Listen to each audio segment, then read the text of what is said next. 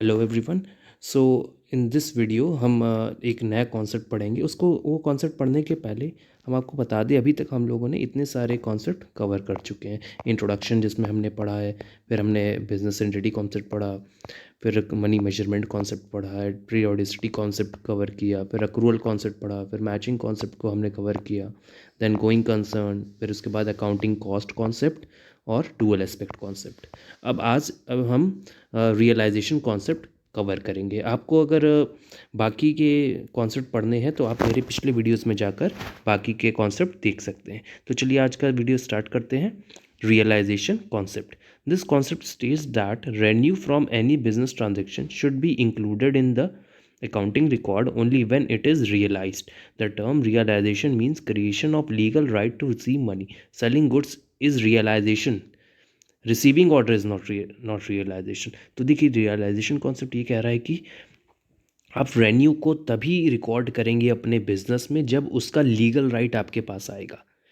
Suppose मैंने कोई goods sale किया तो वो लीगल राइट प्रोडक्ट का मेरे पास नहीं रहा, वो तो चला गया और दूसरे कस्टमर के पास। लेकिन वो रेन्यू तो रियलाइज़ कर गया ना, क्योंकि अभी हमने क्या बोला, रेन्यू रियलाइजेशन कॉन्सेप्ट क्या है। जैसे ही आपने अपना लीगल राइट अचीव कर लिया, वैसे ही आपको रेन्यू रिकॉग्नाइज करना होगा, रेन्यू रियलाइज़ करना होगा, नॉट रिकॉग्नाइज।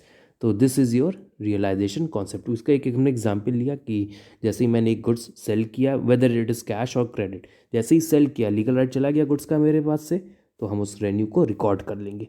अच्छा, इन्होंने यहाँ लिखा है selling goods is realization, receiving order is not realization. अगर आप गुड्स सेल करते हैं तो वो रियलाइजेशन है, लेकिन अगर आपको ऑर्डर मिलता है गुड्स का तो आप वो इनकम की तरह नहीं दिखाएंगे। तो अभी तो सिर्फ आपको ऑर्डर मिला है ना, लीगल राइट तो अभी भी आपके पास है। जब ऑर्डर पूरा हो जाएगा तब आप उसको सेल मानेंगे, तब उसको रियलाइज करेंगे।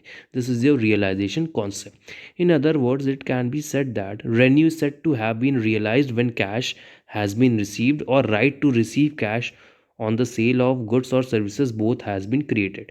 रेन्यू को तभी हम रियलाइज करेंगे जब उसका राइट कैश रिसीव करना होगा या फिर हो चुका है, तभी हम उसको रियलाइज़ करेंगे।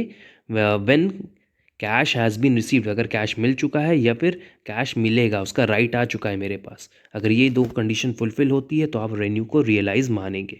Weather you are selling goods और you are giving rendering services, both has been created. So this is your simple realization concept. चलिए एक एग्जाम्पल देख लेते हैं, एग्जाम्पल से ज़्यादा अच्छे समझ में आएगा। NP jeweller received an order to supply old ornament worth rupees 5 lakh. They supplied ornaments worth rupees 2 lakh up to the year ending 31st December 2005, and the rest of the ornaments were supplied in January 2006. एक NP jeweller है, इनको एक order मिला है gold के ornaments को supply करने का। वो 5 लाख रुपीज़ का है और उन्होंने अभी तक कितना सप्लाई कर दिया है, 2 लाख का। 31 दिसंबर 2005 तक 2 लाख का इन्होंने सप्लाई कर दिया है।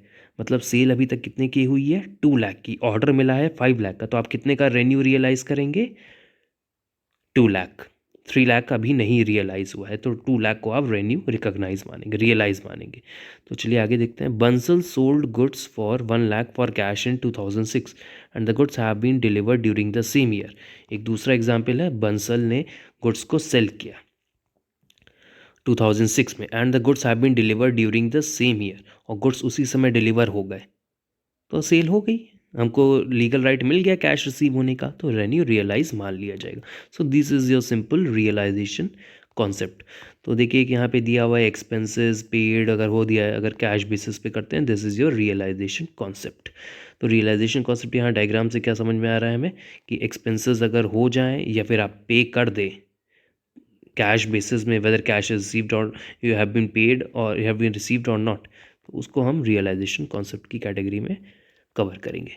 नेक्स्ट टॉपिक पर आते हैं। This is your last topic which is fundamental accounting assumptions. अभी हमने इतने सारे कॉन्सेप्ट्स पढ़े, उसमें से ये 3 कॉन्सेप्ट जो होते हैं उनको फंडामेंटल अकाउंटिंग अजम्पशन कहा जाता है। तो ये तीनों कॉन्सेप्ट क्या होते हैं, ये पिछले वीडियो से आप जाके स्टडी कर सकते हैं।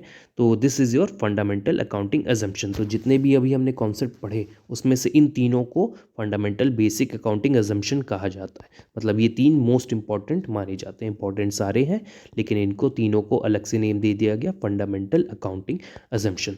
So thank you everyone.